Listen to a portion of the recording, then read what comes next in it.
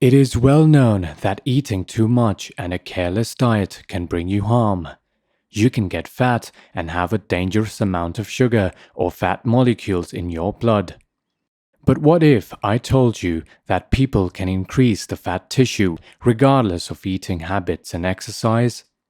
Today you will know more about how the women's bodies suffer a transformation during their lifetime.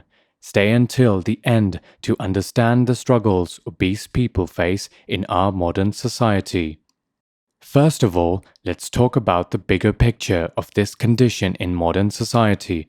Since 1998, the World Health Organization classified obesity as an epidemic, considering its exponential growth over the years and its harmful effects on the human body. According to the WHO report from 1975 to 2016, obesity prevalence, which is the static number of cases of a disease in a determined population, nearly tripled. And why is that a problem? Obesity, which is defined as having a body mass index of over 30 kilograms per meter square, is a risk factor for an enormous number of diseases such as diabetes, hypertension, stroke, and heart attack. Obesity is also a burden for the country's economy. In addition to direct healthcare expenses, there are other costs, including lost work productivity and lower household income. For example, in 2017, obesity have cost the United States an estimated $1.4 trillion. When you think about the number of possible disabling events potentialized by obesity, this number ends up making sense. It costs more money to manage a stroke patient for the rest of his life than to promote a lifestyle change to your population.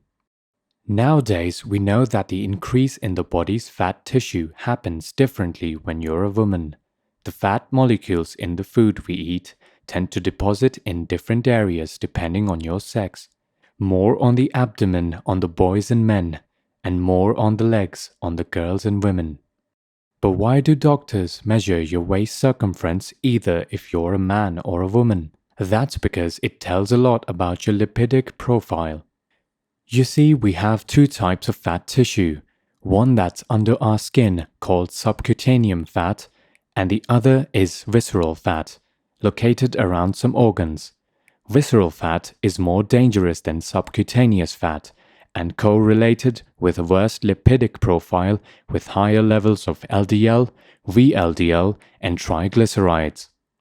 These substances on high levels in our blood contribute to atherosclerosis, process of accumulation of fat in the blood vessels walls, and by consequence, a high risk for heart attacks. A study has shown that for every 5 centimeters increase in the waist circumference, there is a 7% increase of mortality in men and 9% in women, which highlights why measuring the waist circumference is so important. Apart from the different fat storage, obesity brings other risks to women. Most of the reasons are hormone-related or associated with the natural processes that a woman faces in her lifetime. First of them is the menopause period, when menstruation ceases, which typically occurs between 45 and 50 years old.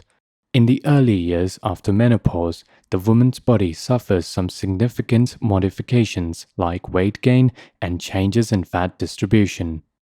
Estrogen therapy may minimize fat redistribution and could be a way to diminish the consequences of menopause, but there are no consistent findings of weight gain prevention using this strategy. Being obese during pregnancy increases the risk of needing a C-section and of complications through pregnancy like spontaneous miscarriage and anesthetic complications. A dangerous combination for women is obesity and the birth control pill. That's because obesity is a risk factor for thrombosis, and when you combine with the birth control pill, which also has this possible collateral effect, there's a higher chance of a clot formation. Another burden the obese population faces is the prejudice, caused partly by the unreal body expectations created by the fashion industry and the mainstream media. A lot of studies have demonstrated that depression and obesity have a correlation. In other words, fat people tend to be more sad than regular weight people. The problem gets worse when obese people are not only bullied online, but also have difficulty getting a job due to this condition, mainly for physically demanding occupations like hand laborers, material movers, or commercial drivers. In the coronary artery risk development in young adults study, reported weight discrimination against the patients who completed the 25-year follow-up examination was highest for white females, 30.2%, lowest for white males, 12%, and intermediate for black males and females. However, over the years, this scenario has changed. Our modern society has been trying to make a better environment for the overweight community, starting with the plus-size models initiative and more debates about it on social media. In this video, we wanted to highlight some risks obese women face. We would like to say again that obesity is harmful for everyone. There is no such thing as healthy fat people. As we said before, obesity is a condition that should be treated for a better quality of life. That's all for today's video. Make sure to subscribe for more videos about the world of medicine. And you, what do you do to stay active in your routine? Comment down below.